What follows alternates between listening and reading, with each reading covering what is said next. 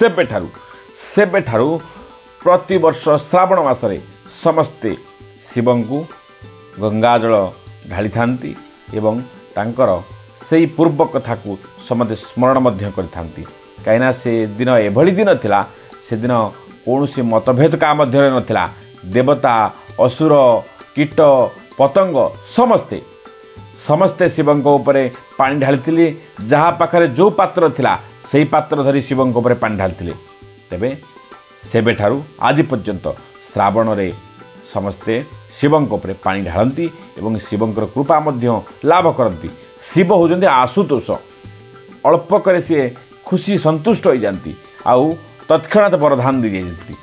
तेणु यही श्रावण मासरे आपण श्रावण मास पालन करंतु एवं पवित्र नदीर जल नहीं शिवं देहरे अर्पण करंतु लागी करंतु शिव खुशी हेबे आपण मानक आशीर्वाद करेंगे।